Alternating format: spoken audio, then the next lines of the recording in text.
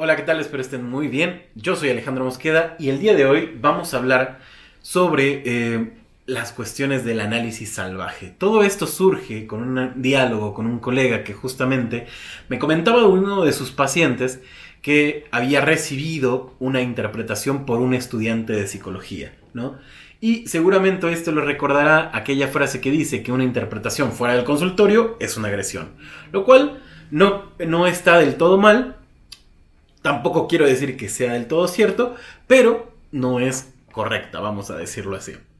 Recuerda que si te gusta el contenido de este canal, puedes suscribirte, darle a la campanita para no perderte ninguno de los videos, suscribirte a Patreon también, donde encontrarás contenido totalmente exclusivo. Incluso este mes, el mes de abril, tenemos una actividad especial en donde estaremos revisando el texto de Escritos 2 de Lacan. Posición del inconsciente será el texto que estaremos desarrollando en esta actividad en abril, así que si quieres formar parte de eso, ve a Patreon, suscríbete y ahora sí, sin más, comencemos. Bueno, les comentaba que en este diálogo con este colega, me comentaba sobre esta paciente que había recibido una interpretación salvaje, vamos a decirlo así, y le comentaba que me acordaba justamente del texto sobre el psicoanálisis silvestre de Sigmund Freud, ¿no? Entonces me pareció interesante traérselo a todos ustedes y hablar sobre este psicoanálisis salvaje, silvestre, ¿no? Algo así como un psicoanálisis sin tanta metodología o sin tanta teoría, ¿no? Y que bueno, será perjudicial, como podemos saber. Entonces, cuando me fui adentrando a leer de nueva cuenta este texto para preparar el video de hoy, me daba cuenta de que traía cosas incluso un poco más aparte de las que quería tocar, ¿no? Sobre esta cuestión de interpretar por interpretar. También podemos encontrar algunas cosas como la sexualidad, ¿no? Como el hecho de creerle o no a los pacientes, como también la cuestión de cómo formarse como analista. ¿Quién puede dar una interpretación, ¿no? ¿Y qué sucede cuando alguien que no es analista genera una interpretación? Bueno, todo esto comienza con una paciente de Freud, ¿no? Llega una paciente con Freud que está acompañada de una amiga, ¿no? Y empieza a contarle el problema que tiene. Se quejaba justamente de estados de angustia y la paciente refería que estos habían comenzado cuando se separa del esposo, ¿no? Se separa del esposo, va y ve a un médico cerca de su casa, ¿no? Cerca de los suburbios en donde vivían, y este joven médico le da una interpretación bien salvaje, vamos a decirlo así. Le había dicho, dice Freud, que la causa de su angustia era privación sexual, que ella no podía prescindir del comercio con el varón y por eso solo tenía 3 caminos para recuperar la salud: regresar junto a su marido, tomar un amante o satisfacerse por sí sola. Y bueno, la paciente se ve consternada porque estaba convencida de no poder aliviar su malestar, ya que ella no regresaría con el esposo y por cuestiones morales, recordemos que estamos en una época victoriana, por cuestiones morales no iba a tener un amante, por un lado, y por otro lado tampoco iba a satisfacerse por sí sola. Entonces, esto le generaba mucha más angustia, ya que pensaba que su malestar no iba a poder ser, no iba a cesar, ¿no? Por lo tanto, entonces, la amiga, recuerdan que dije que había una amiga que venía con ella, interviene diciendo que esto se le hacía absurdo, ya que ella, un tiempo atrás, se había separado del marido y ella no tenía ninguno de estos problemas. Entonces decía, ¿cómo es posible que le hayan dado dicho diagnóstico? Ahí Freud es donde piensa, ¿no? En lo que el paciente dice o la paciente dice. Y menciona que los años le han enseñado a no creerse todo lo que el paciente dice. Freud tiene algo bien interesante ahí que a mi gusto no es de mi agrado al menos, que es esto de creerle o no a los pacientes, como si hubiera una verdad verdadera, ¿no? Una verdad última y la verdad del neurótico, ¿no? Y esto, recordemos, o a mi punto de vista, tiene que ver justamente con la realidad fáctica y la realidad psíquica que Freud piensa. Cuando piensa estos dos tipos de realidades es cuando podemos pensar en una verdad, en una metaverdad y en una verdad a medias, neurótica, ¿no? Por lo tanto, Freud dice que habrá que creerle poco al paciente, ¿no? En ese sentido, ya que generalmente estos enfermos siempre remetían contra el médico. En fin, el tema en realidad del texto no es exactamente la paciente, sino el aclarar la conducta de este colega médico de Freud, ¿no? Que había suscitado frente a esta paciente, ¿no? Entonces Freud se encargará en este texto de no de lo que le pasaba a la paciente, sino más bien del por qué este analista actuó de esa forma, ¿no? O este médico, mejor dicho, porque analista no era, ¿no? Ahora bien, dice Freud, como por términos fácticos, ¿no? Del texto, dice, supongamos que le creemos, ¿no? Digamos que dice la verdad y entonces dice lo siguiente Freud. Si se ve precisado a tratar con una señora sobre el tema de la sexualidad, tiene que hacerlo con tacto y consideración. Ahora bien, estos requerimientos coinciden con la obediencia a ciertos procesos, preceptos técnicos del psicoanálisis. Y además, este médico habría desconocido o entendido mal una serie de doctrinas científicas del psicoanálisis, mostrando así cuánto poco avanzó en la comprensión de su esencia y propósito, ¿no? Esto viene a colación la idea de entender demasiado rápido o interpretar cualquier cosa, ¿no? Justamente, por un lado, menciona algo importante, ¿no? Una interpretación, en este caso Freud habla de la cuestión de la sexualidad, pero yo lo voy a extender un poco más. Una interpretación no puede ir así, ¿no? Como, ahí te va eso. Sino más bien que tiene que prepararse al paciente un poco para la interpretación, ¿no? Y debe de haber argumentos para poder interpretar. No podemos interpretar la idea de, si usted tiene problemas porque se acaba de separar, entonces seguramente necesita otro marido. Eso es intuitivo y eso se lo puede decir la amiga, ¿no? Se lo puede decir la madre, se lo puede decir cualquier otra persona, y el analista no habla o no interviene desde ese lugar. Y entonces dice Freud que este médico, al no saber, al no conocer el método analítico, comete, por lo menos hasta ahorita, dos errores, ¿no? El primero es este que les mencionaba, no hablar contacto con la paciente, ¿no? No decirle las cosas de una manera más adecuada, ¿no? No preparar al paciente para una interpretación. Y por otro lado también un malentendido en la cuestión de pensar la cuestión de la sexualidad, ¿no?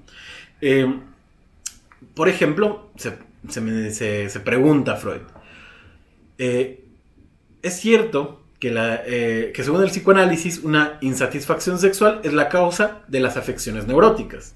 Pero no dice nada más. Se pretende dejar de lado por demasiado compleja su enseñanza que los síntomas neuróticos brotan de un conflicto entre dos poderes, entre una libido y una desautorización sexual demasiado estricta o represión, ¿no? O sea, Freud dice, ¿solo es por el hecho de la sexualidad? O más bien, los problemas neuróticos tratan de otra cosa, de una contraposición de lugares, ¿no? En este caso, al menos, dice de la libido y de una desautorización sexual demasiado estricta, ¿no? O una represión, ¿no? La libido y la represión. Entonces ahí hay dos cosas que se encuentran, ¿no? Entonces, por lo tanto, Freud nos está diciendo que no solo son cuestiones vanas las que nos van a ir guiando en nuestras interpretaciones, ¿no? Más adelante nos va a decir lo siguiente. Les quiero leer esto porque dice aquí, recordémosla, esta señora, la interpretación analítica, entre comillas, que había dado este médico, ¿no? Esta señora solo curaría su angustia si volviera junto a su marido o se satisfaciera vía el onanismo o tomando un amante, ¿no? ¿Dónde intervendría aquí el tratamiento analítico? En el que vemos el principal recurso para el caso de los estados de angustia, ¿no? O sea, si la solución del problema, ¿no? La interpretación que da este médico es, pues vaya y consígase otro hombre, o vaya y satisfágase usted misma, ¿dónde está la intervención analítica? ¿Saben? Y esto, se me olvidó decirles al principio, que el médico que le dijo esta interpretación a esta paciente le mencionó el trabajo de Freud, ¿no? Entonces, él conocía o apenas conocía el trabajo de Freud sobre la cuestión de la sexualidad, sobre la cuestión de la represión y todo esto, pero muy laxamente, ¿no? ¿Dónde está la interpretación analítica? ¿Dónde está la intervención del psicoanálisis en una interpretación de esta forma, ¿no? Y aquí viene algo súper interesante, ¿no? Pero el factor patógeno no es este no saber en sí mismo, sino el fundamento del no saber, en unas resistencias interiores que primero lo generaron y ahora lo mantienen. La tarea de la terapia consiste en combatir esas resistencias. La comunicación de lo que el enfermo no sabe por lo que ha reprimido es solo uno de los preliminares necesarios de la terapia. Si el saber sobre el inconsciente tuviera para los enfermos una importancia tan grande como creen quienes desconocen el psicoanálisis, aquellos sanarían con solo asistir a una conferencia o leer unos libros. Esto es maravilloso, ¿no? Más allá de que esté yo de acuerdo o no con la idea de las resistencias, ¿no? De combatir las resistencias, dice algo bien importante. No se trata de saber las cosas, sino del no saber, ¿no? Y no se trata tampoco del no saber y entonces saber, sino qué hay, qué forma ese no saber, ¿no? Cómo está estructurado, diría yo al menos. Pero no basta justamente con saber, porque entonces bastaría, como dice Freud, en leernos un libro, un librito de psicoanálisis, ¿no? Ah, mira, esto significa esto, y entonces, listo, ¿para qué queremos un tratamiento analítico? Ajá. Y eso pasa con algunas otras disciplinas, ¿no? Otras disciplinas terapéuticas, ¿no? O no, quitémosle las comillas y terapéuticas así solas, que se trata de saber, de una psicoeducación, ¿no? No digo que esté mal y que no tenga su función, por supuesto que la tiene, pero al menos de eso no va el psicoanálisis. Por eso justamente Lacan en muchas ocasiones se va en contra de los analistas que pasan a hacer del análisis una psicoeducación de las cosas, ¿no? De cómo se debe vivir. Dice bien Freud acá. Ahora bien, como el psicoanálisis no puede dejar de hacer esa comunicación, percibe que no se la debe emprender antes de que cumplan dos condiciones. Es decir, antes de interpretar, se tienen que cumplir dos condiciones según Freud. En primer lugar, que el enfermo haya sido preparado y él mismo ya esté cerca de lo reprimido por él. Y en segundo lugar, que su apego al médico, transferencia, haya llegado al punto en que el vínculo afectivo con él le imposibilite una nueva fuga.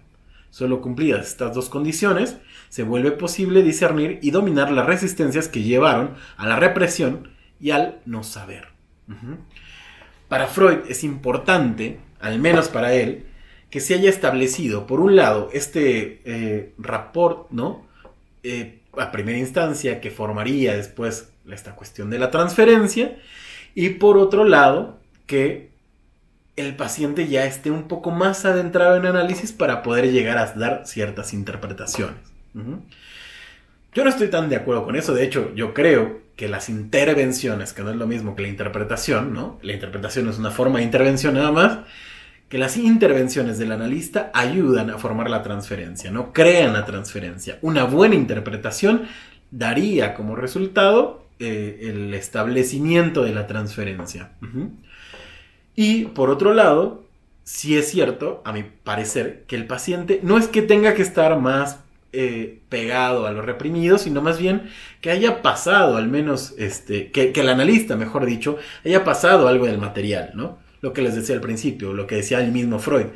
Para decirle algo, a usted tengo que saber bastante de usted, ¿no? Entonces, a mi parecer, para una interpretación justamente tendríamos que saber sobre el caso, por un lado.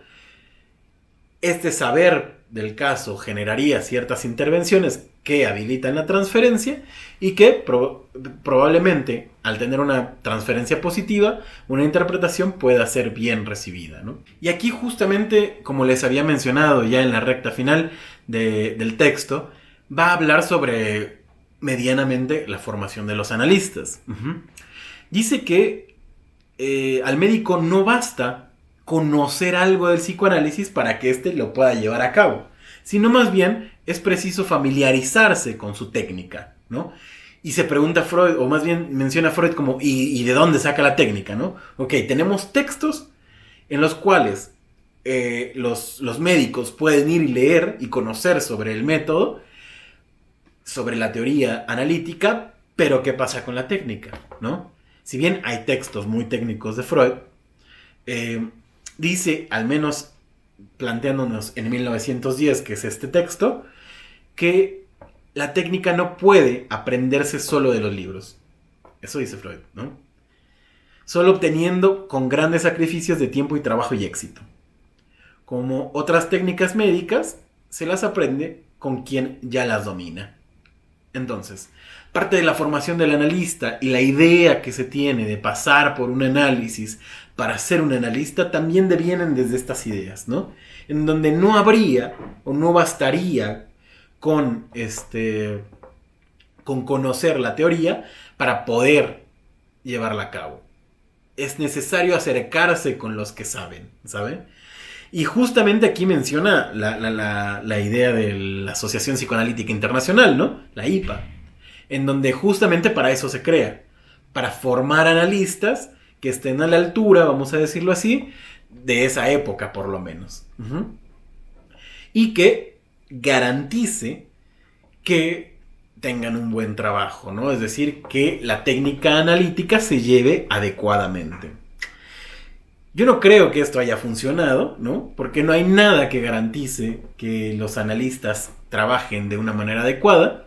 Y es más, no hay manera de pensar que el mismo analista que llevó bien un caso pueda llevar bien todos sus casos, ¿no? Hay un montón de cosas que favorecen o perjudican los tratamientos analíticos, ¿no? Pero voy a leer un poco lo que dice. Ni a mí mismo, ni a mis amigos y colaboradores nos resulta grato monopolizar de este modo el título para ejercer una técnica médica.